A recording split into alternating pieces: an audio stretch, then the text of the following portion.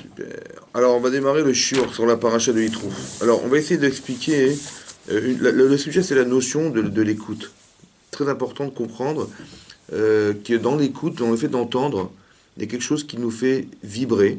Et c'est ce qui nous fait vibrer qui va permettre à la personne d'être elle-même. C'est-à-dire d'être pénétrée d'un enseignement qui est une leçon de vie, mais qui vient par le fait d'entendre.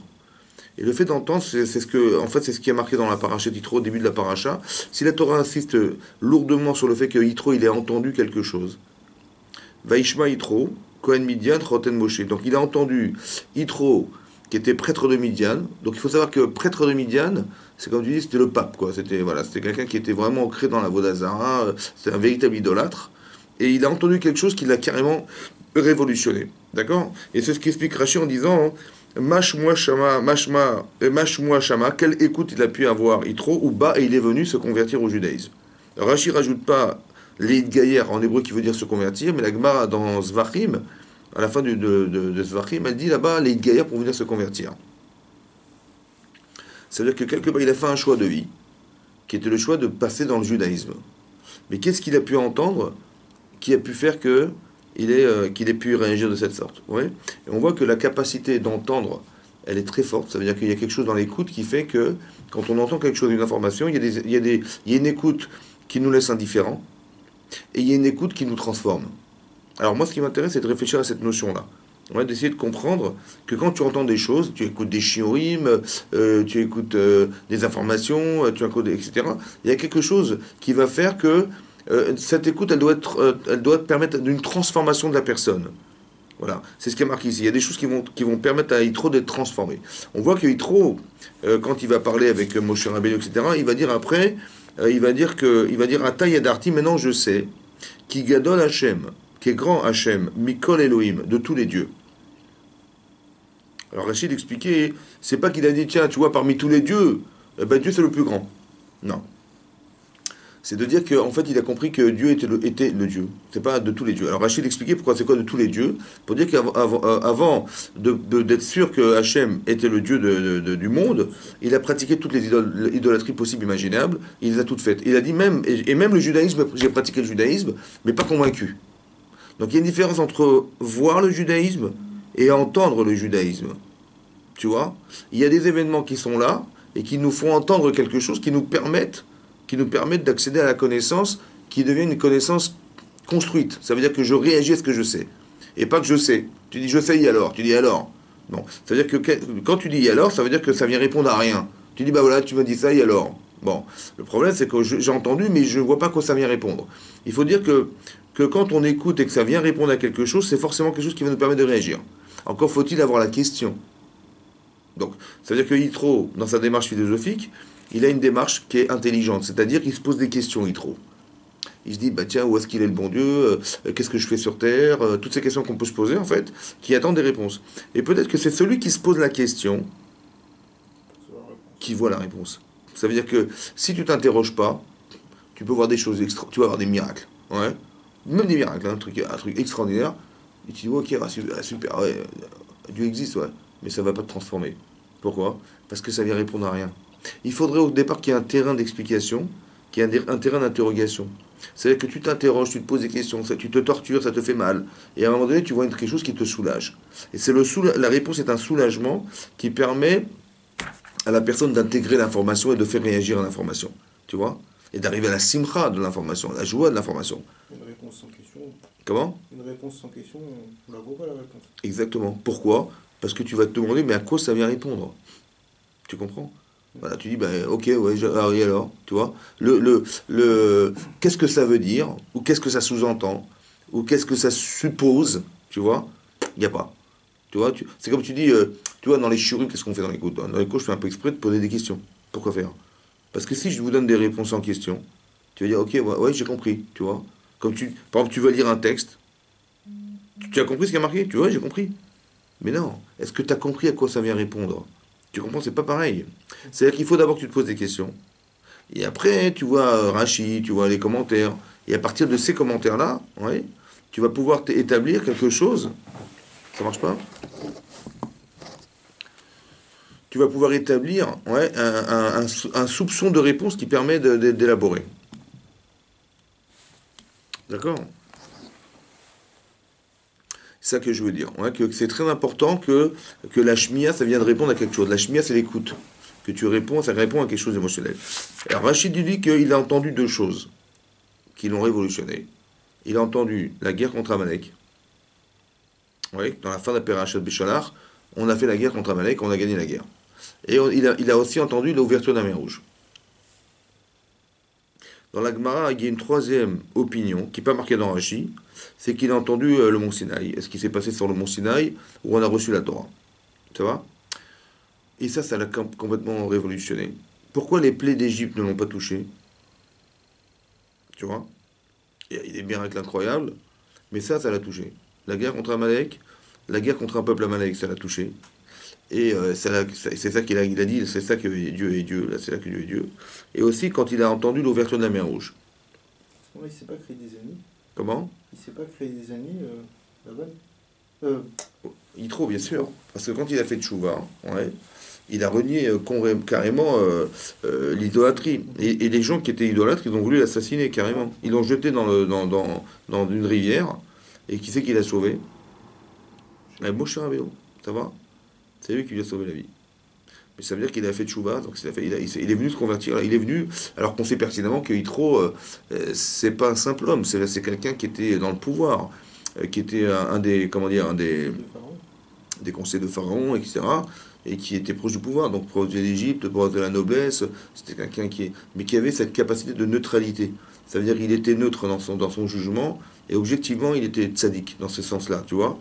C'est pour ça qu'il est devenu, peut-être qu'il avait le srout d'être le beau-père de Moshe Rabbeinu, tu vois, d'avoir cette capacité d'être émet. Ça veut dire quelqu'un qui n'est pas, qui n'est pas prisonnier de ses opinions, ni de son statut, ni de son idéologie, ni de sa culture, non.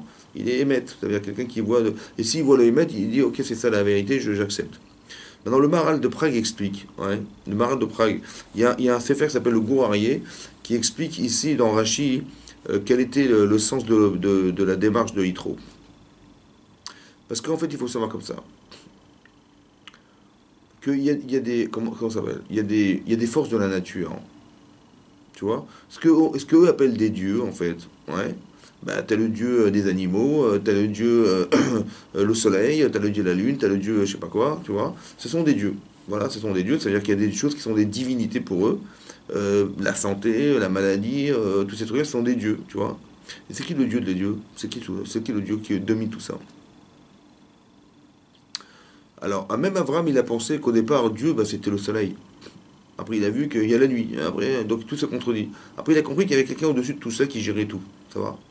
Et ça, c'est la recherche que fait Yitro ici. Donc, il faut distinguer entre une action qui est faite par un événement, qui est faite par comment te dire, un élément de la nature et quelque chose qui domine la nature. Alors, il y avait la guerre contre Amalek, oui. Il y avait l'ouverture de la mer Rouge et il y a eu le matin de Torah. Ça va?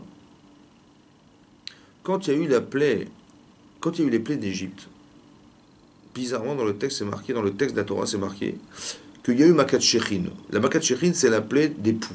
Qu'est-ce que c'est la plaie d'époux? Il a pris son bâton, il a tapé Aaron à Cohen, il a tapé la terre.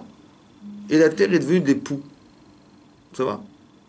Qu'est-ce qu'ils ont dit les Khartoumim, là, les fameux sorciers savants de Paro? Ils ont dit le doigt de Dieu. Pourquoi le doigt? Pourquoi il est passé à la main de Dieu? Parce que c'est un doigt. C'est un doigt dans la main. Ça veut dire c'est un élément parmi la main. C'est-à-dire que là, leur Dieu, là, il est fort dans un domaine. C'est les poux, nous on n'arrive pas. Mais a priori, leur Dieu, il est plus fort que le nôtre dans ce domaine. C'est le doigt dans la main. C'est un élément parmi la main. Et toutes les plaies d'Égypte, tu vois, il est plus fort Dieu que quoi? Ben, que le Nil, un élément, etc., etc. On touche un élément parmi toutes les forces physiques qui puissent exister dans le monde. Donc ce Dieu-là, il est fort, oui, il est fort, mais est-ce qu'il domine tout ça, tous ces éléments-là? Non. C'est ça, Etzba Elohim. Quand il y a eu l'ouverture de la mer Rouge, quand tu vois dans le texte de Béchalach, c'est marqué là-bas, que Ils ont vu la mer s'ouvrir, etc. Ouais. Et quand c'est marqué là-bas, hein, c'est marqué comme ça. Pardon. C'est marqué, on a fait la Shira et tout. Et qu'est-ce qu'ils ont dit les Israël? Donc, Aziachir Moshe, voilà. Marqué, Vayar Israël, et Ayad Agedola. Ça veut dire quoi la Yad Agedola? La grande main. La grande main. Tu vois, là, c'est la main. Ils ont vu la main. Ils n'ont pas vu le doigt d'Hachem. Pourquoi ils ont vu la main? Parce qu'il y a marqué dans le texte de Rashi, c'est marqué que quand Hachem a ouvert la mer Rouge, c'est pas que la mer qui s'est ouverte, c'est quoi? Hein? Les mers du monde. Toutes les mers du monde. Tous les océans. Tous les océans. Il y a combien d'océans? Il y a plein d'océans. Tu as l'océan Pacifique, l'océan Atlantique, la Méditerranée, la mer Noire, la mer Rouge. Tu vois, tu as plusieurs océans. Seulement la Yam, la mer. La mer, c'est ce qui domine le monde. Dans la terrestre, il y a plus de mer que de terre. C'est qui dans le monde entier est capable de faire que tous les océans concentrés se sont ouverts. Ça, c'est le Dieu de la terre. C'est le Dieu de la mer, en fait. Le Dieu de la planète. Tu as compris? Donc, quand ils ont vu qu'il est dominant sur toute la terre, parce que toutes les eaux de la terre, tous les océans sont concentrés dans un seul être qui est capable de faire ouvrir tous les océans. Tu vois? Ça, c'est Dieu, ça. Donc, Kriyat Yam Souf, le véritable lien que tu vas créer en étant dominant et dire que c'est lui Dieu, c'est celui qui est le Dieu de tous les dieux. Tu comprends? C'est ça qu'il a dit. Hachem, c'est lui le Dieu de tous les dieux. C'est quoi tous les dieux? Toutes les forces qu'on aurait pu imaginer. Bah, tu as l'océan Pacifique, l'océan Atlantique, etc. Ce sont des dieux différents. Oui? Quand tu vas sur la mer, tu dis, bah, le Dieu de je sais pas quoi, il va me sauver, tu vois? Donc, c'est le Dieu de l'océan Pacifique, que j'ai pas de tempête, etc. Mais tu vois que le Dieu qui contrôle tous les dieux, puisque toutes les mers se sont ouvertes, bah, c'est lui, Hachem. Ils ont fait appel à lui et toutes les mers se sont ouvertes. Comment ils l'ont su, son moment? Comment? Comment eux, ils l'ont su? Bah après, l'information est passée. Je sais pas comment ils l'ont su. En tout cas, il en reste que ils ont vu eux-mêmes que même dans les baignoires, les enfants, ça s'ouvrait. Partout, ça s'ouvrait. C'est pas possible. Donc, il est vraiment révélateur d'être le maître de l'eau, tu vois, de la Yam. C'est une chose à comprendre. Quand ils ont fait la guerre contre Amalek, oui, qu'est-ce qui s'est passé dans le texte? C'est marqué là-bas, hein, à la fin de la paracha de Veshalach, ils ont fait la guerre contre Amalek. Et c'est marqué dans le texte comme ça. Veyad Moshe Kivedim. Les mains de Moshe étaient pesantes. Veikro Even, ils ont pris une pierre. Donc Aaron et Hur, qui était le fils de Myriam, ils ont pris une pierre. Vayasimu Tartav, ils l'ont placé sous lui. Vayeshev Alea. Et Moshe s'est assis dessus. Aaron Vechur, et Aaron et Hur, Tamchou Beyadav, ils ont supporté ses bras. Misé Echad ou Misé Echad. Un d'un côté, un de l'autre. Veiyadav Amouna, donc ses mains étaient tendues comme avec fidélité avec Hachem, Ad Bo Hashemesh, jusqu'à ce que se couche le soleil. Pourquoi se couche le soleil? Ouais. Rachid dit comme ça. Ad Bo Hashemesh. Ça veut dire quoi se couche le soleil? Rachid dit, il ramène comme ça. Ad Bo Hashemesh. Sheayu Amalekim. Parce que les gens d'Amalek, Mechashvin et Tashaot, ils calculaient les heures.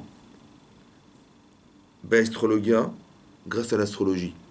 Eux, ils se fiaient aux Mazalot. Ça veut dire quoi les Mazalot? Tu vois les étoiles. Vénus en face de Mars, en face de je sais pas quoi, les étoiles, tu vois. Bezeshara et Notrim. Et ils disaient, voilà, en fonction du hasard. Le hasard, c'est quoi? C'est le Mazal. Le Mazal, c'est. Tu es assujetti au Mazal.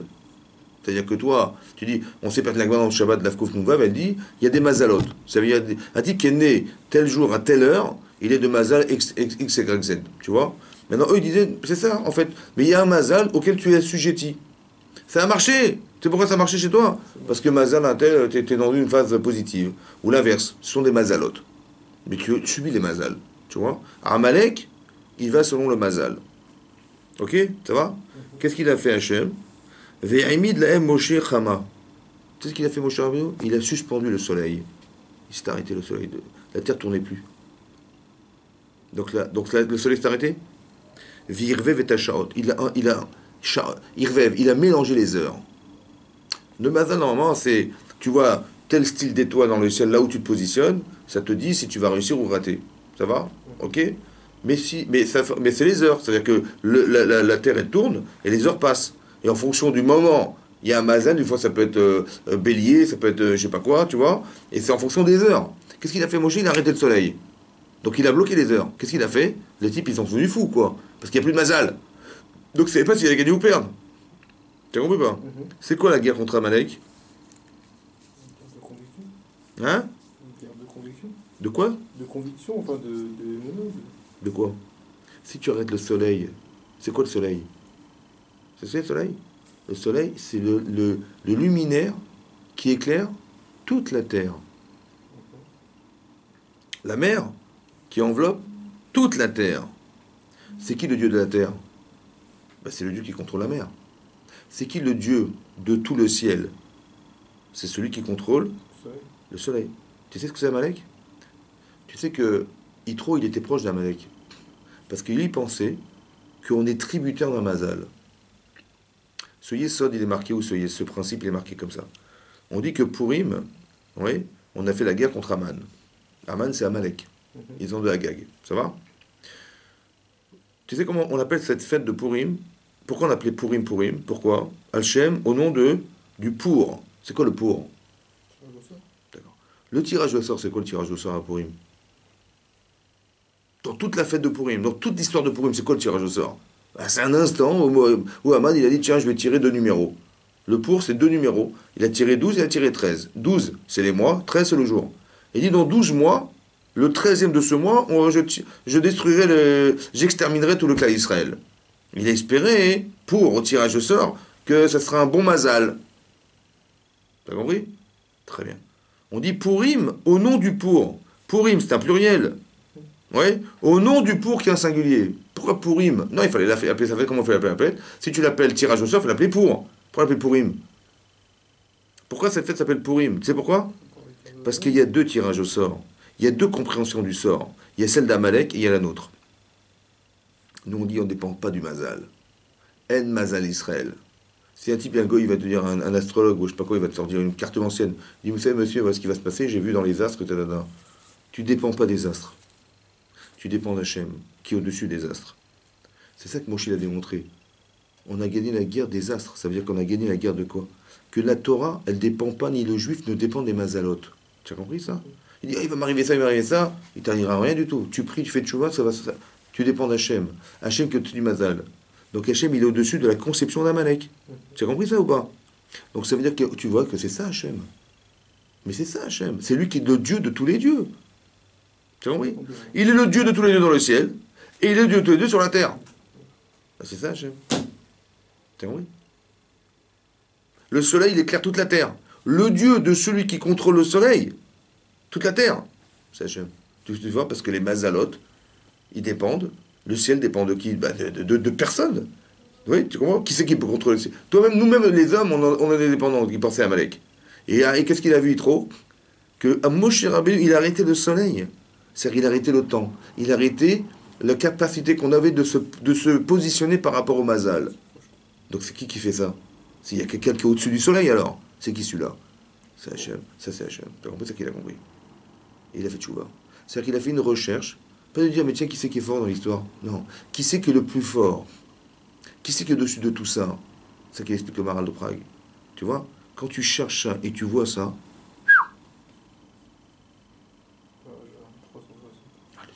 là, t'es convaincu.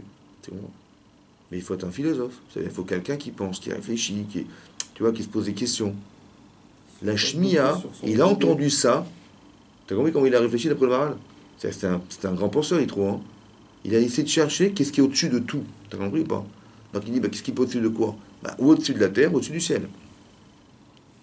Tu as gagné la guerre contre Amalek. C'est-à-dire que tu as gagné la guerre contre la philosophie d'Amalek.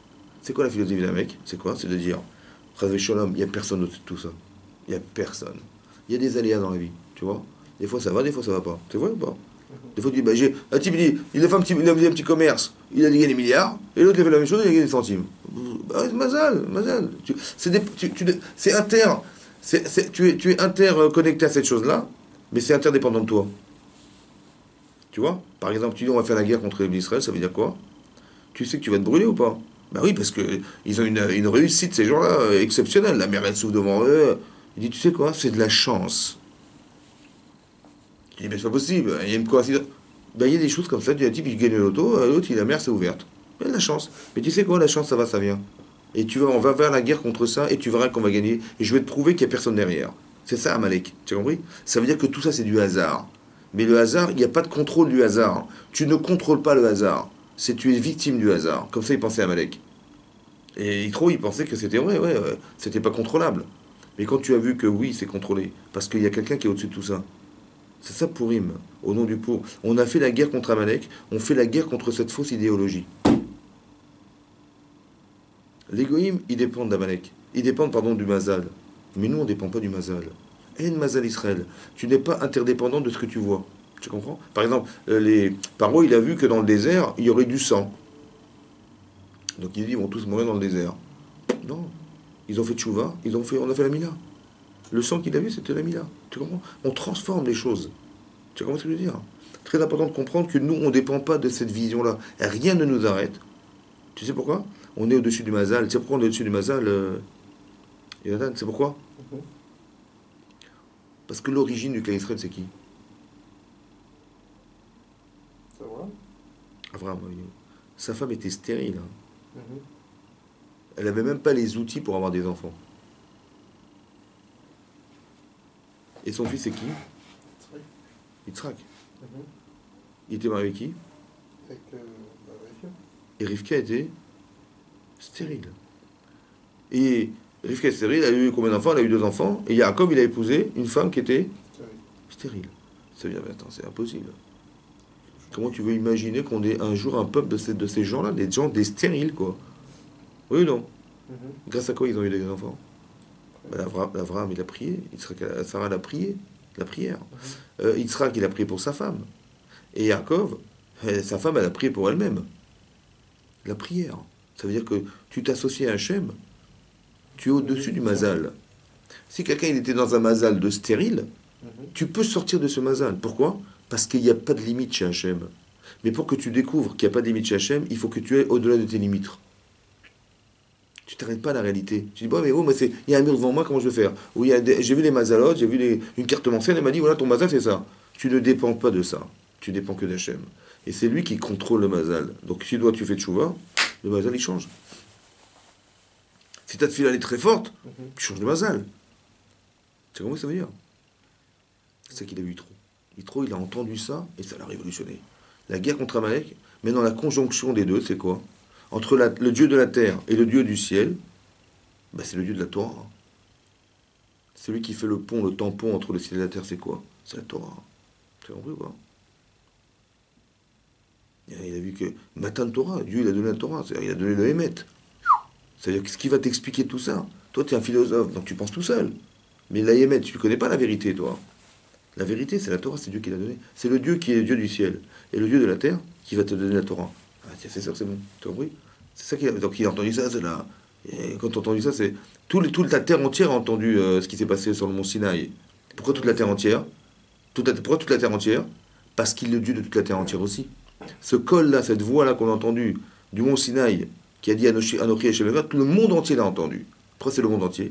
Parce que quelque part, un Dieu, il a une puissance qui est limitée à ce qu'il est. Tu comprends?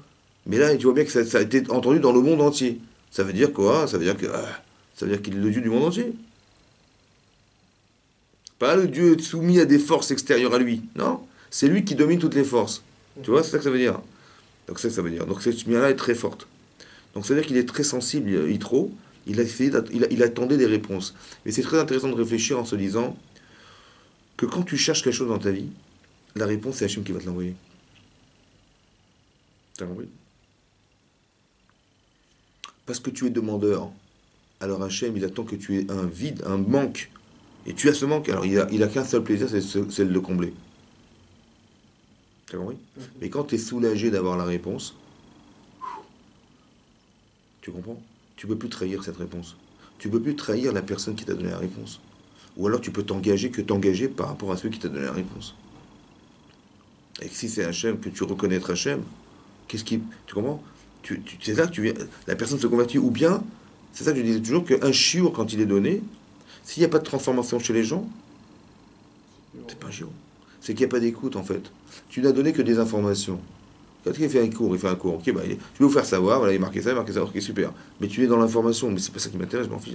L'information, c'est bien, mais c'est pas l'information, c'est qu'est-ce que j'apprends de la Torah, quel enseignement je tire et qui change ma vie. Tu comprends? C'est cette chimia qu'on essaie de faire entendre. Cette écoute-là qui est transformatrice de personne. C'est ça qu'il va Ishmael trop, et ben, il est venu. Ah, il est venu, tu vois. Tu vois, oui. C'est ça qu'il faut entendre. Cette écoute-là qui répond à tout, en fait, qui répond à tout ce que tu espères entendre. Encore faut-il que tu aies des questionnements, tu aies des questions. C'est-à-dire que des gens, même qui sont des rachats, tu as dit, c'est un mécréant fait des parce qu'il a des questions, mais la question, elle est question. Il n'a pas tort, il a raison. Ah, maintenant qu'il est conclu parce qu'il a des questions que Dieu n'existe pas, ou la religion, c'est pas bon, ça c'est personnel. Mais la question, elle est forcément une question, il a raison. Après, qu'est-ce que tu apportes comme réponse pour essayer de l'orienter dans le bon sens? Ça, c'est le problème que tu dois avoir, toi, d'étudier la Torah, pour essayer de trouver des réponses à des gens pareils.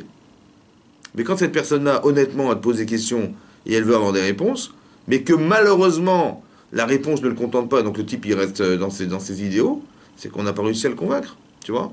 Mais parce on n'est pas rentré suffisamment dans ses émotions, ou du moins la réponse n'est pas émotionnellement touchante, au point où le type il remet en question la question contre la réponse. Tu vois. Donc ça c'est d'entendre. Ok. Tout après il y a un passage dans la Torah. Le passage qui suit, c'est quoi? C'est comme ça. Il est marqué que quand Moshe Rabbeinu, il a vu son beau-père arriver, ouais, il est marqué qu'il s'est prosterné devant lui, Veishaklo, il l'a embrassé, Veishalou, Ish, les Réou, les Shalom, et ils se sont demandé, ils se sont dit bonjour. Vayavo est là, mais il l'a fait rentrer dans sa tente. Yitro, il vient, il se convertit au judaïsme, il veut se convertir au judaïsme, donc il a trouvé son beau-frère, son beau-fils, pardon, qui est la sommité du clan d'Israël et la Torah. Il vient voir, il lui dit voilà, j'ai tout compris, je vais me convertir au judaïsme. Tu entends? Qu'est-ce qu'il fait Moshe? Il le fait rentrer dans sa tente. Pourquoi faire? Petite bourra, petite. Bon. C'est marqué Vaïsaper Moshe Lechotno. Il a raconté à son beau-père Et kol asher asa Hashem les pharaons Misraïm. Tout ce qu'avait fait Hashem à Paro et Misraïm. À l'audat Israël, sur toutes les pérégrinations d'Israël, al kol atela asher metzatam baderech et toutes les choses qu'ils ont trouvées, les événements qui se sont passés, betzetam baderech, lorsqu'ils sont sortis sur le chemin, vayatzilem Hashem et qu'Hashem les a sauvés. Ils sont sortis d'Égypte, ils ont eu un Paro qui les a attaqués, etc. Donc on voit Hachem qui s'est mis en rempart entre les Égyptiens par une colonne de feu, la mer s'est ouverte, il a tout raconté. Ça va? C'est étonnant qu'il ait besoin de lui raconter ce que. Quand quelqu'un est convaincu, tu as besoin de lui raconter. Il a vu la guerre contre Amalek. Et il a entendu la guerre contre Amalek. Il a entendu l'ouverture. Il est convaincu ou pas? Tu as besoin de lui raconter encore des choses, de lui raconter. Hein? Non. Pourtant, c'est ce qu'il a fait, mon cher. Bizarre. C'est marqué Vayichad Yitro. Yitro, il a eu des frissons. Al-Kol Atova Asher Asa Hashem, d'Israël. Ouais, sur tout le bien qu'avait fait Hashem à Israël. Asher Itzilom Yad Mitzrayim, qui les avait sauvés des mains de l'Égypte. Vayomer Yitro ad Yitro, Baruch Hashem. Béni soit Hashem. Asher Itzil Etrem Yad Mitzrayim, qui vous a sauvés des mains de l'Égypte. Des mains de ces mécréants d'Égyptiens. Ou Miad Paro et des mains de Pharaon. Asher Itzil Etrem Bitachat Yad Mitzrayim, qui vous a sauvé dessous la main, la tutelle de la main des Égyptiens. Ça va? Il a eu des frissons en disant ça. Merci Hachem. Ouais, merci Hachem. Pourquoi nous parler des frissons de Yitro? Pourquoi nous parler de ces frissons d'Yitro? Que d'entendre enfin, de l'entendre et de l'entendre de la bouche de quelqu'un qui l'a vécu, peut-être que c'est différent. Et pour dire quoi? Pourquoi nous raconter ça? Évidemment, ben oui, tu as raison. Hein. Que de l'entendre, de le savoir en l'écoutant, ou de l'entendre de la bouche de mon cher c'est pas pareil, c'est vrai. Il va nous raconter des détails qu'il n'avait pas forcément eu. C'est vrai ou pas? Mais à quoi ça nous sert de nous dire d'abord qu'il avait besoin encore de lui raconter des choses alors qu'il avait été convaincu par le fait d'avoir entendu l'ouverture de la mer Rouge et la guerre contre Amalek? Ouais. Et qu'est-ce que ça veut dire qu'il a eu des frissons? Pourquoi nous faire dire qu'il a eu des frissons? Que c'est des détails qu'on a. D'abord, c'est intime, je ne vais pas raconter la vie de Yitro. Ouais. C'est quoi l'intérêt? Alors peut-être l'intérêt c'est comme ça. Yitro c'est l'intellectuel. Ce qu'il a entendu, ça répond intellectuellement à ces questions. On a fait plein de cours en expliquant que la connaissance, elle est noyée par la passion, par le désir, par le kavod, par les honneurs. C'est vrai ou pas? Oui, que la passion est plus forte que la raison. Quand un homme il est passionné, il a envie de faire une avéra de façon passionnelle, très très fortement émotionnelle, oui, il dit ouais, bah, j'ai pas pu me retenir, ça va. Donc on n'a pas pu retenir, ou bien que la raison que je savais être interdite n'a pas suffi à retenir la passion que j'avais de faire la faute. C'est ça que ça veut dire, oui, non? Mais Yitro, c'est un intellectuel. Comment il va pouvoir garantir intellectuellement de ne pas être envahi par la passion du Yetzirah, de l'amener à faire des avérotes? Tu comprends ça? Il y a marqué dans la Torah quelque chose de très fort. Ça veut dire que même si quelqu'un il est convaincu intellectuellement, il n'est pas garanti de faire des avérotes. Pas faire de. De ne pas en faire. Pas garanti. Tu sais pourquoi? Parce qu'il n'a pas les émotions pour contredire une émotion. Alors que c'est ce qu'il fait Paro, Moshe Rabbeinu. Il dit viens, on rentre en attente. Je vais te raconter, jusqu'à ce que tu ressens des émotions. Et à partir du moment où tu as tremblé, tu as eu des frissons, alors je peux dire que je suis sûr que tu ne transgresseras pas la Torah. Tu sais pourquoi? Parce que ton corps n'a plus envie. Parce que ce que le Yetzirah va te proposer, c'est contre l'émotion que tu as ressentie quand je t'ai raconté ça. Tu vois, maintenant l'émotion, tu as la force. Ton cœur, il a la force intérieure, la force des émotions. Parce que tu as frissonné, tu as tremblé, tu étais joyeux. Ouais. Cette émotion-là, elle est dans ton cœur. Elle va pouvoir contredire une autre émotion qui est l'inverse de ce que tu as ressenti. Ou bien une émotion qui aurait voulu t'empêcher ou te pousser à faire une avéra. Ou t'empêcher de faire une mitzvah. J'ai pas envie d'y aller. Mais non, je peux pas. Parce que Hachem, je lui dois tout. Tu comprends? J'ai ressenti des émotions qui me poussent, tu comprends, à faire ce qu'Hachem me demande de faire plutôt que de refuser de faire. C'est-à-dire qu'il y a le cerveau, il y a le cœur. Qui c'est qui est plus fort? Le cœur. Donc comment tu vas faire? Comment tu vas gérer? Puisque ton cerveau, il est qu'au service de ton cœur. Et que même si ton cerveau, il n'a pas envie, ouais, ben, il est complètement aveuglé par le désir. Parce que l'amour aveugle, parce que tout ça, c'est-à-dire que le cerveau, il ne peut pas aller contredire son cœur. Tu comprends ça? Donc qu'est-ce qu'il faut faire? Il faut que le cœur, il soit suffisamment fort, c'est-à-dire les émotions inversées soient suffisamment fortes pour que le cerveau, il ait la capacité de pouvoir dire non. Tu comprends? C'est ça qu'il veut, c'est ça qu'il a essayé de faire, Moshe Rabbeinu.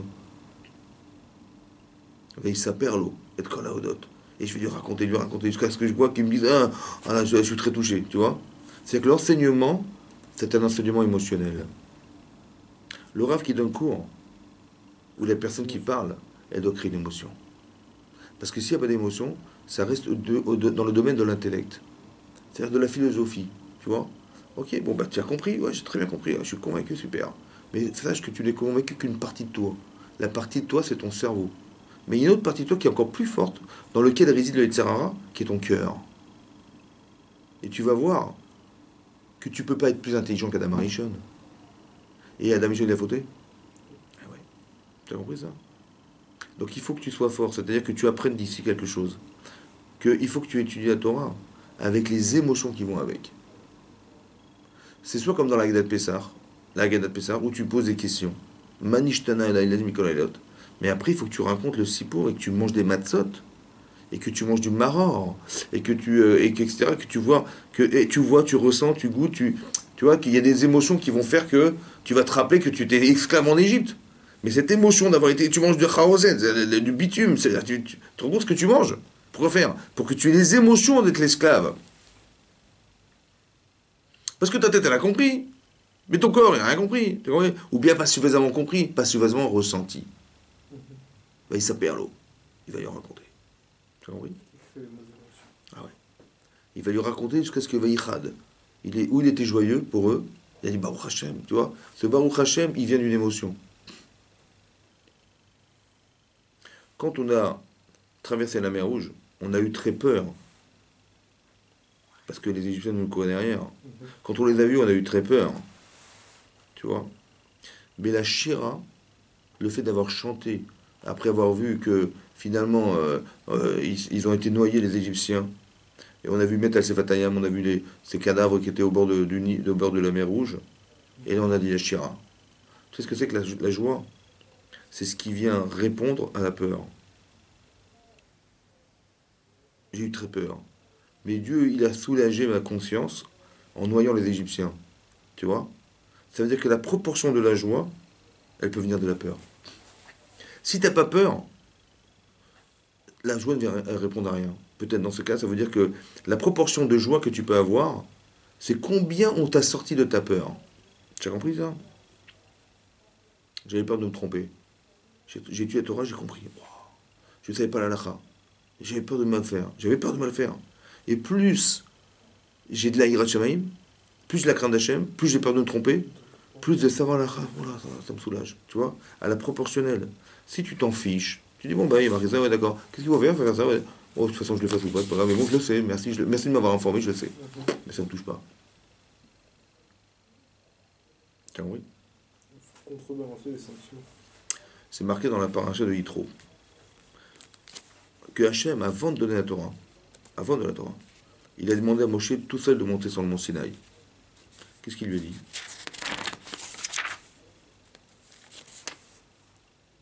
Ouais.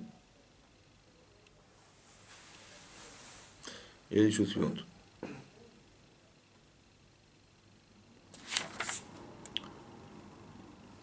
Il y a comme ça. Alors je vous lis le texte, c'est marqué.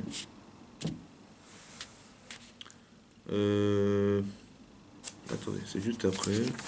Parce que je ne me repère pas dans celui-là. Voilà. Voilà. C'est marqué comme ça. Bachodesh Hashelishi, le troisième mois, l'Etzet Ben Israël Meretz Misraïm, après la sortie d'Égypte. Bayom Azé, ce jour-là, Baou Midbar Sinaï. Ils sont arrivés sur le désert de Sinaï. Oui. Veisrou Birfidim. Ils avaient voyagé de Rephidim. Vayavou Midbar Sinaï, ils sont arrivés dans le désert du Sinaï. Vayachanou Bemidbar. Ils ont campé dans le désert. Vayichan Sham Israël Negadar. Il a campé Israël face à la montagne. Ou Moshe Allah El Elohim. Vaikra Elav Hashem. Donc il est monté vers Hashem et Hashem l'a appelé. Minahar de la montagne. Les morts en lui disant. Ko Tomar le Bet Yaakov. Ainsi tu diras à la famille de Yaakov. Vetaged, et tu raconteras les Bnei Israël. Ça va? Les Bnei Israël et les Bet Yaakov, c'est quoi la différence? Bet Yaakov, c'est la famille de Jacob, et Bnei Israël, c'est les enfants d'Israël qui sont les enfants de Jacob. Ouais, de Yaakov et nous. Oui ou non? C'est quoi la différence? Alors Rachid comme ça. Kotomar, Kotomar, ainsi tu diras. Vetaged, et tu raconteras. Tu vas dire au Bet Yaakov, et tu vas raconter aux enfants d'Israël. Tu vas dire et tu vas raconter. Alors là-bas, hein, Rachid dit comme ça. Kotomar, ainsi tu diras. Belachon Azé, dans ce langage, Kasseder Azé dans cet ordre.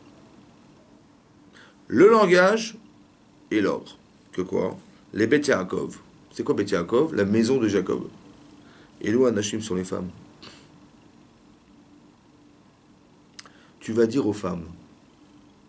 Va tomber à l'aim Belachon Raka. Mais tu leur parleras avec un langage agréable, souple, qu'une femme a envie d'entendre. Vetaged, et tu raconteras les Bnei Israël, Ronshim, Vedikdukim. Par contre, les enfants d'Israël, les hommes, tu leur diras les punitions, les choses dures. Dikdukim, tu vas leur apprendre la Torah, mais tu vas leur torturer le cerveau. C'est dur, il faut déduire ça de ça, dur de ça, tu vois, c'est dur. Les femmes, tu vas raconter avec souplesse, et les hommes, dur. Perouche, ouais, Peresh, les Srarim, Dvarim, Akashim.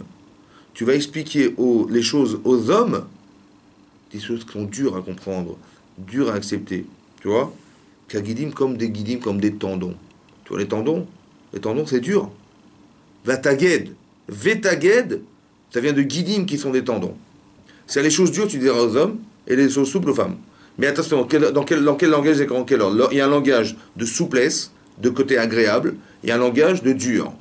Et il y a un ordre, d'abord les femmes et après les hommes. Oui, non. Pourquoi les femmes après les hommes? Dans la Torah. Pourquoi écoute-moi bien. La chose, il faut qu'elle soit agréable.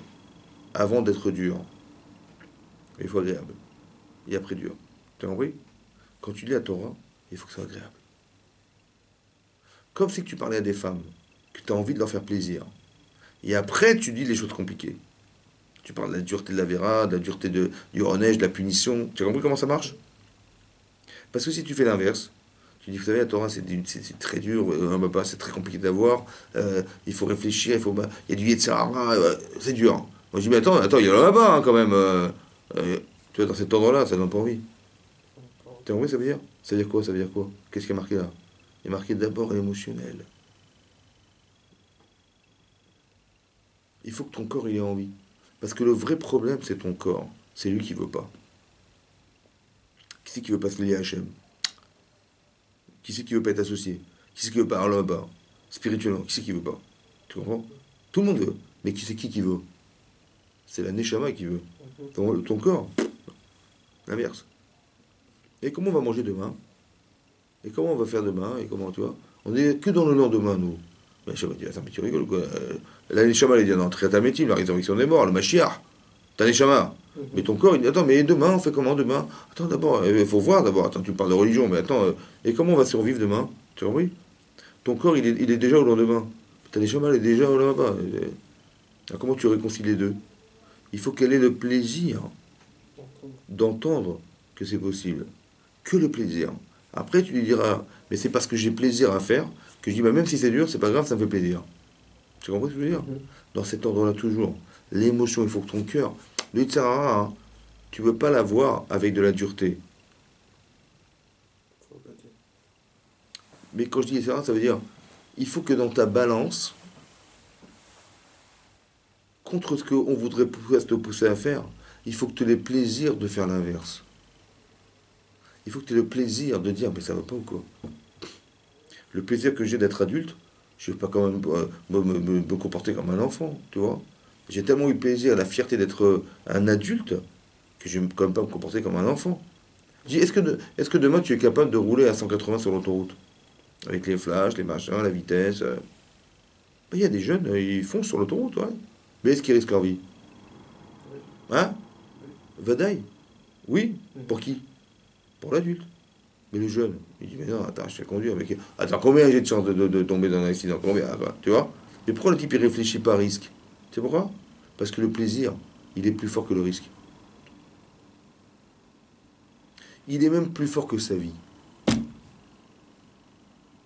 Parce que si le type, il risque sa vie et il n'a pas peur, c'est que le plaisir, il est plus fort que sa vie. Non? Mais un type qui est adulte, il dit, mais ça va pourquoi? Je vais pas prendre de risque. Parce que ma vie, elle est plus forte que le plaisir que me procure la vitesse. Tu comprends pas? Mais non, où tu mets le plaisir, toi? Bah, le jeune, il va mettre le plaisir dans la vitesse. Parce que sa vie, elle n'a pas de plaisir. Et sa vie, elle vaut pas. Il n'a pas le plaisir d'exister. Par contre, il a le plaisir de vivre une vie qui l'amène du plaisir. Tu comprends pas? Mais la sienne, elle vaut quoi? Elle vaut pas grand-chose. Alors que c'est l'inverse. L'adulte, l'homme responsable, c'est que sa vie, elle est plus importante que tout. Que le plaisir, que tout ce que tu veux. Tu vois? Donc je ne veux pas mettre en péril ma vie sous prétexte de plaisir d'aller vite. Tu comprends la nuance? Où tu mets le plaisir? Mais il le faut! Mais où tu le mets?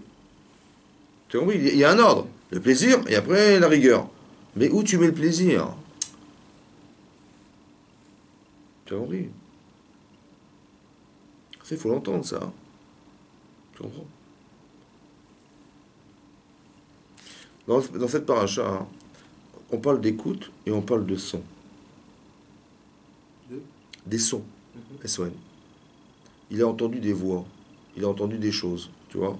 Par exemple, tu vas voir que Yitro, il a entendu quelque chose qui lui fait dire que Dieu est Dieu. Tu vois? Et va Ishma. La Torah nous dit que Yitro, il a eu quelque chose d'anormal. Et quand il est venu voir que l'Israël voit comment ça fonctionne, il a vu Moshe Rabbeinu qui était assis sur son trône, c'était un roi, oui, et tous les gens étaient debout du matin au soir. Et là-bas, hein, Rachid explique que ça l'a choqué de voir que Moshe Rabbeinu, il n'était pas sensible au manque de respect qu'on pouvait avoir du cas Israël qui était debout du matin au soir. C'est pas respectueux. D'accord? D'un côté, bah, il faut respecter le roi, il faut respecter le rave. Donc il dit, bah, qu'est-ce qui doit s'asseoir? C'est lui ou c'est eux? Hein? C'est lui. C'est lui. Donc c'était normal. Mais d'un autre côté, mais quand même, ils sont debout du matin au soir, c'est pas bon. Ouais, c'est pas joli à voir. Qu'est-ce qu'il fait? Il va voir Moshe. Il dit Madoua, Atayushev Levadecha. Pourquoi tu es assis seul sur ton trône? Vekol Am, et tout le peuple, Nitzavim, ils se tiennent debout du matin au soir. Midabokar Daerev. Il dit bah voilà, Hachem il m'a demandé d'enseigner la Torah. Donc moi qu'est-ce que je fais? Je profite des conflits qu'il y a entre les personnes pour leur apprendre les lois irrationnelles et rationnelles de la Torah. J'en profite. Il dit Lotov, Machata Ose, c'est pas bien ce que tu fais. C'est pas bien. Lui enseigner la Torah aux gens, c'est pas bien. Ouais. En fait, ce qu'on comprend de là, c'est quoi? Quand tu lui as demandé la question, mais qu'est-ce que tu fais assis et les gens debout? Il a dit, je suis assis parce que je suis le rave, et les gens, ils attendent du matin au soir, c'est normal, il faut bien que je leur donne des réponses, je suis tout seul de toute façon. Ouais. Ils vont bien, moi, de la même manière que moi, je fais l'effort de leur répondre, ils vont faire l'effort d'attendre. C'est logique ou pas? Mhm. Mais c'est ça qu'il demandait. Hein? Non, pas vraiment. Pas du tout. Il a dit, comment c'est que t'as pas honte d'être assis tout seul? T'as compris? Qu'est-ce qu'il a entendu, mon cher Rabbeinu? Pourquoi il n'a pas compris ce qu'il a dit? Tu sais pourquoi? Parce qu'il a écouté les mots. Il n'a pas écouté les intentions des mots. Après, c'est marqué, il va lui donner un conseil. Il dit, écoute ma voix, Shmar Bekoli. Et après, c'est marqué dans la Torah, il a écouté la voix de son beau-père. C'est quoi la différence entre Dibour et la voix? C'est quoi la différence entre la parole et la voix? Oui. La parole, c'est le mot. La voix, c'est qu'est-ce que sous-entend les mots. Tu comprends? Comme il est marqué dans la Torah, hein, que Sarah, elle a dit à Abraham, chasse cette servante et son enfant. Et lui, il a trouvé ça très désagréable d'imaginer qu'il va se séparer de son fils et de sa femme. Tu vois? Hachem dit, écoute la voix de ta femme. Shmar Bekola, écoute sa voix. Ça veut dire quoi, écoute la voix? N'écoute pas ce qu'elle t'a dit, n'écoute pas les mots. Écoute ce qu'elle a voulu dire. Le vouloir dire, c'est le son de la voix. Tu comprends ça? C'est la mélodie, c'est la... Qu'est-ce qu'il a dit trop à son gendre, mon cher Rabbeinu? Il dit, Navoltivol. Tu vas t'user, en fait. Toi et le peuple. Tu vois? Ça veut dire quoi, tu vas t'user? Parce que de rester assis du matin au soir, à répondre aux gens du matin au soir, tu te rends compte, ça veut dire tous les jours, tous les jours. Il va s'écrouler. Et à part ça, le peuple, quelqu'un qui a attendu des heures et des heures à avoir la réponse de Moshe Rabbeinu, je pense qu'il aura plus de questions après, tu vois. Et plus de questions, j'ai pas de problème. Donc tu vas user le peuple, tu vois ou pas? Même la personne la plus volontaire au monde, elle va pas faire la queue pendant des heures, c'est pas possible. Tu entends? Donc toi, tu vas t'user et le peuple va s'user. C'est quoi la réponse alors? Qu'est-ce que tu vas, comment on va faire alors? Il dit, mais c'est ce que tu vas faire. Tu vas déléguer. Déléguer. En fait, on va te remplacer par 78 600 personnes. Saré à la Fim, les princes des milliers, les princes des centaines, les princes des cinquantaines et les princes des dix. 600 000 personnes, c'est 600 000 hommes, divisé par 1000, ça fait 600. Divisé par 100, ça fait 6 000. Divisé par 50, ça fait 12 000. Et divisé par 10, ça fait 60 000. 60 000 plus 12 000 plus 6 000 plus 600, ça fait 78 600 personnes. C'est vrai qu'il y a 78 600 personnes qui ont passé Moshe Rabbeinu pour répondre aux questions des gens. Donc les choses simples, ils répondront, et plus compliquées, c'est toi qui répondras. Donc d'un côté, on aura gagné qu'il n'y aura pas la queue. Ouais. Donc les gens, ils n'auront pas peur de poser des questions, ni s'essouffler d'en poser. Et d'un autre côté, toi, les choses compliquées, tu seras là pour être disponible et pour y répondre. Il fallait déléguer. Vaishmar, il a entendu Moshe, l'école Chotno, la voix de son beau-père, et il a fait ce qu'il a dit. Encore une fois, il a entendu la voix. Tu as compris? Il n'a pas entendu les mots. Parce qu'au début, les mots, il n'a pas compris ce qu'il a dit. Il dit, mais qu'est-ce que tu fais comme métier? Il a cru qu'il a dit, qu'est-ce que c'est quoi ton métier? Mon métier, c'est répondre aux questions. Je dis, mais l'otov, ça veut dire quoi l'otov? C'est quoi l'otov? Pas bon. Hein? C'est pas bon. Ça veut dire quoi, c'est pas bon? C'est quoi le col? Encore une fois. Les mots, traduction française, ça veut dire c'est pas bon. Mais ça veut dire quoi, c'est pas bon? C'est pas la bonne méthode, c'est. Ça veut dire que c'est du Yetzirah. L'otov. Hachem, il a dit à Adam, l'otov. Yot levado. Pas bien. C'est l'otov. C'est Yetzirah. Ce qui est tov. Hachem, il a vu la création chaque jour, il est tov. Mais c'est quoi l'otov? Spirituellement, pas bon. En fait, c'est pas bon, c'est pas bien. C'est pas bon, non. C'est bon, peut-être c'est bon, hein. Mais c'est pas bien. Tu vois ce que ça veut dire? L'otov. Ça veut dire qu'il faut qu'ils comprennent que Aïtrou, il a dit à mon cher Rabbeinu, tu sais ce que tu fais là? C'est pas toi qui fais, c'est Sarah qui pense pour toi. Toi, tu dis, ouais, je vais faire à fond. Hachem m'a demandé, mais je vais aller jusqu'au du matin au soir, mais il n'y a pas de problème. Et toi, tu crois que c'est Yetzeratov? Oui, non. Oui, c'est bien pour C'est notre Yetzerara. L'otov. Tu sais pourquoi? Parce que le résultat, c'est quoi le résultat de ce que tu fais? Bah, c'est que tu vas t'user la vie. Ta santé, elle va disparaître. C'est ça que tu veux? Et toi et le peuple, ils vont s'essouffler. Tu vois? Ça veut dire quoi l'otov? Tu sais ce que ça veut dire l'otov? Quelque chose qui n'a pas d'avenir, c'est pas tov, c'est Yetzerara. Si ce que tu fais n'a pas d'avenir, parce que tu vois bien que tu vas t'user la santé au bout de 10 ans, qu'est-ce qui va rester de toi? Ouais. monde. Et le peuple, bah, ils viendront plus consulter Moshe Rabbeinu. Bah, attends, d'attendre des heures, c'est impossible. Tu sais ce que c'est ça? L'otov. Alors c'est quoi la réponse tov? La réponse est délègue. C'est comme le chef d'entreprise qui fait tout seul. Pourquoi? Putain, j'ai peur. Attends, et lui, s'il fait ça, il se trompe, alors on fait quoi alors? Et la boîte, elle va couler à cause de lui. Alors, je préfère faire moi-même, je t'en prie. Enfin, l'otov. Forme des gens. Forme des gens qui t'accompagneront. Parce que tu peux pas tout faire tout seul. Parce que l'avenir, c'est le partage. Ouais. Parce que si tu fais tout seul, combien de temps tu vas résister? Combien? Tu as compris? L'otov, c'est-à-dire c'est Yitzhara en fait. C'est Yitzhara qui dit à Moshe Rabbeinu, vas-y. Mais bien sûr, mitzvah, vas-y, passe du matin au soir, vas-y, mais c'est une grande mitzvah que tu fais, Chassa Kobalor. En fait, c'est Yitzhara, lui, quoi, c'est Yitzhara Tov. Tu vois ce que ça veut dire? C'était énorme. Mais il a entendu la voix de son beau-père. Entendre la voix. Il n'a pas entendu les mots du beau-père. Il ne faut pas entendre les mots des gens. Il faut comprendre que ça sous-entend derrière. Tu as compris ça? C'est ça le col. Tu sais ce que ça veut dire ça? C'est de voir derrière l'image. Même le son sont des images. Parce que quand il a dit, mais qu'est-ce que tu fais? C'est pas bien ce que tu. Qu'est-ce que tu fais? Il dit, ben, je réponds aux questions des gens. Oui ou non? C'est ce qu'il a pensé. Il a vu l'image de quelqu'un qui est là pour répondre aux questions des gens. C'est ça qu'il m'a dit mon beau-père. Oui, c'est ça qu'il m'a dit mon beau-père. Mais c'est pas ça qu'il a dit. Ne t'arrête pas sur les mots. Essaie de comprendre ce que cachent les mots. C'est ça c'est l'émotion qui est dans les mots. Tu as compris ça? C'est ça le col. Encore une fois, l'émotion qui est dans les mots. À quoi ça vient répondre? Tu comprends ce que ça veut dire ça? Hachem, Hachem, qu'est-ce qu'il a fait Hachem? Il a demandé à Moshe Rabbeinu de monter sur Mont Sinaï. Et qu'est-ce qu'on a vu? Qu'est-ce qu'on a vu? Une colonne de feu qui descendait et de nuées. De nuages. Il y a eu des tonnerres, il y a eu des feux du feu, tu vois? Il y a eu des colonnes, des bruits, des chauffards. Chauffards qui discontinuaient un son qui ne s'arrêtait pas et qui montait en puissance. Tu vois ce que c'est ça? Veillireu Meod, ils ont eu très peur les bénis Israël. Pourquoi on a créé ce spectacle époustouflant comme ça? Pourquoi faire? Tu comprends? Pour créer de la Yirat Shamaim. Il faut que ton corps, il ait vu ça et ressenti ça pour voir et ressentir. Tu comprends? La puissance d'Hachem. Énorme. Ton corps, tu sais où ça va, ce sentiment-là? Que les gens ont ressenti jusqu'à la fin des temps. Que nous tous, on a ce sentiment de Yirat Shamaim, il vient de là. La crainte du ciel, ça veut dire la crainte d'Hachem. Parce qu'il a fait tellement, de façon époustouflante, extraordinaire, tu vois, qu'on a revu, on a senti, on a eu peur, tu vois. C'est le sentiment. Après, il a dit les 10 brottes. Il a dit combien de paroles il a dites?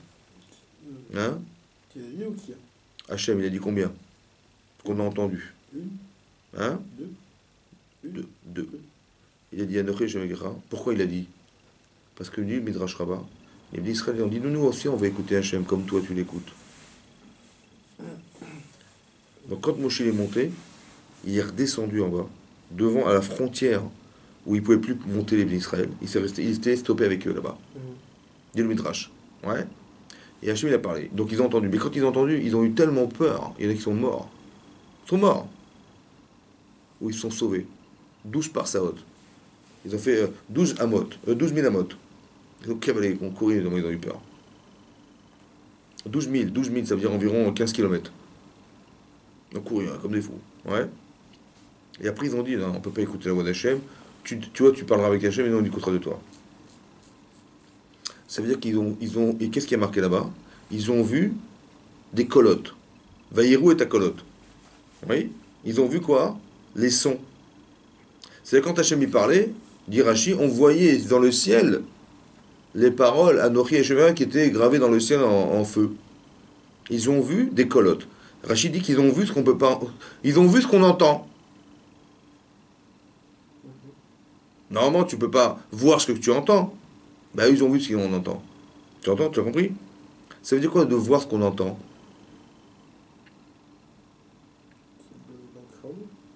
Tu vas voir ce que tu peux pas voir. Mais quand tu entends, tu vois ce que tu vois ce qu'on a dit ou pas? Quand quelqu'un il te parle, tu vois ce qu'il veut dire? Tu vois ce qu'il veut dire? On te demande pas de voir ce qu'il veut dire. On te demande de voir ce qu'il a voulu dire. Ça, tu le vois pas, ça.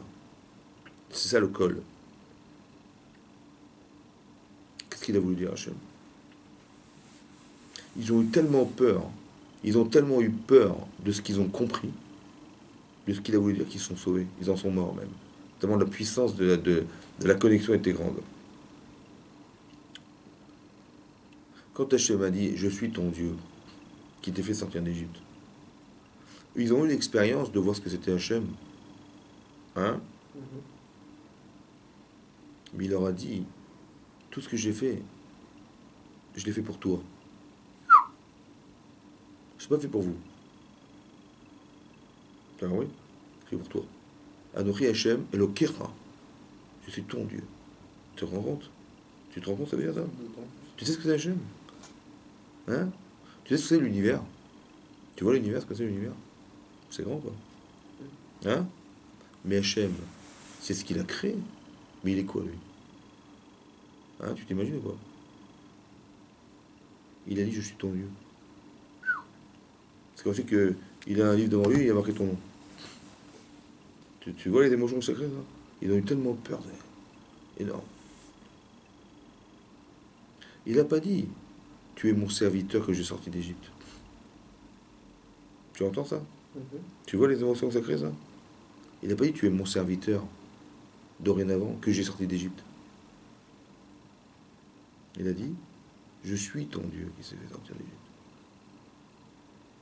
Il s'est soumis à toi. C'est-à-dire qu'il est complètement complice avec toi. Non seulement c'est individuel, c'est un rapport privé, mais il n'a pas dit, tu es mon serviteur dorénavant, parce que je suis Dieu. Tu as compris? Et il a dit, je suis ton Dieu. Est-ce que tu te rends compte de ce que ça veut dire, ça? C'est complètement différent. C'est incroyable. Hein. Il n'a pas dit, je suis le Dieu, ton Dieu qui ait créé le monde. Et je suis ton Dieu qui t'ai fait sortir d'Égypte. Tout ce que tu es maintenant, c'est grâce à qui? C'est grâce à moi. Qu'est-ce qu'il veut faire Hachem avec ça? Il veut t'expliquer un truc. C'est ça le col. Ils ont vu les colottes. Ils ont dit, Hachem il a dit, je ne veux qu'une seule chose. C'est qu'on crée un lien. Et moi, ce que je fais en te sortant d'Égypte, c'est dans le seul but de créer le lien avec toi, que tu reconnaisses que j'existe pour toi et qu'on peut échanger tous les deux. Il n'a pas dit, je suis le créateur de la création du monde. Pour dire, tu vois, je suis ton Dieu, mais je suis aussi le Dieu des autres. Hein. Non, non, je suis le tien uniquement. Mais d'où, à partir de quand tu l'as établi? Parce que c'est toi que j'ai sorti d'Égypte, personne d'autre. Tu comprends pas? Je suis ton Dieu qui t'ai fait sortir d'Égypte. Ça a deux choses. Ça veut dire que c'est à partir de ce moment-là que je suis Dieu pour toi, pour la sortie d'Égypte. Ouais. Qui va mener au don de la Torah. Ça, c'est une chose. Deuxième chose. Qu'est-ce que tu as ressenti quand je t'ai sorti d'Égypte? La liberté. Oui. C'est cette liberté que je veux t'atteindre. Pas le fait de te sentir libre parce que ton Yitzhara dit mais tu fais ce que tu veux maintenant. Tu es libre. N'écoute pas ton Yitzhara qui te rend libre. En disant mais moi je vis ma vie, laissez-moi tranquille. Je veux faire une avéra, laissez-moi tranquille. Je veux faire une misère, laissez-moi tranquille. Non. Je veux que tu atteignes le niveau de liberté de la reconnaissance que je t'ai donné d'être libre en te sortant d'Égypte. Mais c'est pour faire les mitzvot. C'est pour que tu atteignes dans la Mabak que je t'ai fait ça. C'est pas pour que tu sois libre de faire des choix. Tu comprends? T'as compris la différence? C'est ça qui est marqué, c'est ça qu'ils ont entendu. Le vouloir dire des mots. Ils ont vu le col. Ils ont vu la voix qui est cachée derrière les mots. T'as compris ce que ça veut dire ça? Ça veut dire les émotions de ce qu'Hachem il a voulu dire quand il a dit ça. Il faut que dorénavant on comprenne. C'est ça qu'Hachem il a voulu dire. T'as compris? C'est ça qu'il faut écouter dans la vie. C'est pas ce que tu vois qui compte. Qu'est-ce que ça veut dire? Qu'est-ce qu'il a voulu me dire? On étudie la Torah pour avoir cette écoute. Cette qualité d'écoute, que tu étudies la Torah, tu comprends des principes, tu comprends des mécanismes, et tu vas les vérifier dans ta vie. Et dans ta vie, tu vas vérifier des choses qui sont exactement établies comme Hachem l'avait au départ déterminé par la Torah. Mais quand tu vas comprendre, c'est quoi comprendre? C'est que tu vas comprendre que c'est ça qu'il a voulu te dire Hachem. Ça va être transformé. Pas comme Esav, qui va croire que son frère il lui a volé sa Bechora. Et qui va avoir une haine implacable contre celui qui lui a pris sa bénédiction et qui va lui prendre et qui lui a pris son droit d'aînesse. Non. Il y a une autre lecture. C'est celle de se dire, de toute façon, je sais que j'ai trompé mon père. Je sais que je lui ai fait croire que genre le tzaddik et tout, j'ai trompé. Mais puisque Dieu, il le sait, il a bien vu que c'était comme ça, donc je sais exactement pourquoi j'ai pas eu la Mechora. Parce qu'en essayant de tromper mon père, j'ai été trompé par mon frère. Mida, Keneged, Mida. Ouais. Comme par hasard, j'ai été trompé. Tu vois? Peut-être que moi, j'ai pas souffert de tromper les autres. Alors je vais les ressentir en étant trompé par les autres. Mais comment ça se fait, dites-moi, comment ça se fait que exactement ce que je me reproche, ça m'arrive? Tu vois ça? C'est ce qu'il a compris trop. Il a dit, tu sais quoi? Les Mitzrim, les Égyptiens, ils ont eu exactement, il leur était réglé exactement ce qu'ils ont manqué d'avoir contre les Bénis Israël. Ils ont manqué d'avoir de l'empathie, alors on leur fait ça. Ils ont manqué d'avoir la souffrance de prendre des enfants et de les noyer dans le Nil, alors ils sont morts de noyer. Ils n'ont pas eu la souffrance comment dire, de prendre carrément le sang des enfants juifs et de tremper par dedans pour lui soigner sa lèpre. Ils n'ont pas eu cette sensibilité, alors le Nil va devenir du sang. Tu vois, ça, c'est impossible par hasard. C'est impossible par hasard qu'un type, il est rattrapé par son problème. Tu comprends? Le boomerang qui lui met en pleine tête. Tout le temps, tout le temps, tout le temps, c'est pas possible. Asher Zadou Aleem. Ils ont été mizidim, ils ont été contre les Israël dans un domaine particulier, ils ont été touchés à la proportion de ce qu'ils ont créé. C'est impossible, la probabilité. Tu vois?